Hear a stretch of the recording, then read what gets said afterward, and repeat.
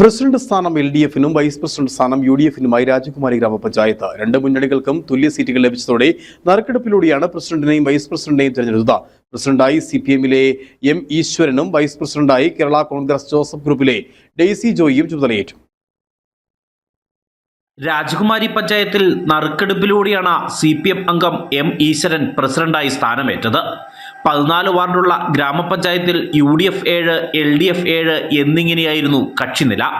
പിന്നാക്ക സംഭരണമായ രാജകുമാരിയിൽ UDF-ന് വേണ്ടി കോൺഗ്രസിലെ പ്രദീപ് ശ്രീനിലയവും LDF-ന് വേണ്ടി M. ഈശ്വരനുമായിരുന്നു പ്രസിഡന്റ് സ്ഥാനത്തേക്ക് മത്സരിച്ചത്. വോട്ടെടുപ്പിലും തുല്യ വോട്ടുകൾ നേടിയതോടെയാണ് നറുക്കെടുപ്പിന് കളമൊരുങ്ങിയത്. തുടർന്ന് നടന്ന നറുക്കെടുപ്പിൽ ഭാഗ്യം ഇടതുമുന്നണിയെ തുടച്ചു.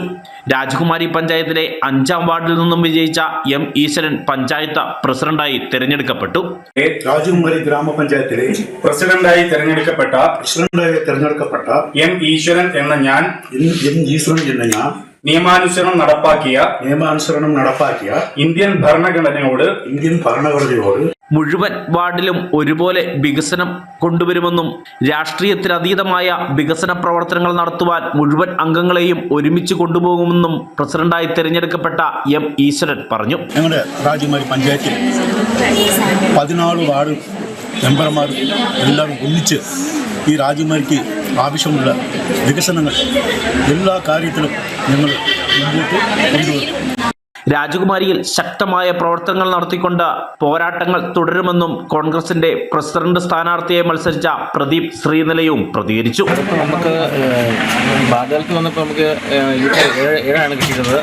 അപ്പോൾ നമ്മുടെ നറുക്കെടുപ്പിലൂടെ നമ്മൾ പരാജയപ്പെട്ടു, അത് അംഗീകരിക്കുന്നു. ഉച്ചയ്ക്ക് ശേഷം നടന്ന വൈസ് പ്രസിഡന്റ് തെരഞ്ഞെടുപ്പിൽ CPM-ലെ വിമലാദേവിയും UDF-ന് വേണ്ടി കേരള കോൺഗ്രസ് ജോസഫ് ഗ്രൂപ്പിലെ ഡെയ്സി ജോയിയും ആയിരുന്നു മത്സരരംഗത്ത്. വോട്ടെടുപ്പിൽ 2 പേർക്കും തുല്യ വോട്ടുകൾ നേടിയതോടെ വീണ്ടും നറുക്കെടുപ്പിലൂടെ വൈസ് പ്രസിഡന്റ് സ്ഥാനം UDF-ന് ലഭിച്ചു. തുടർന്ന് ഇരു മുന്നണികളും രാജകുമാരി ടൗണിൽ ആഹ്ലാദ പ്രകടനം നടത്തി. KM ഇടുക്കി വിഷൻ രാജകുമാരി.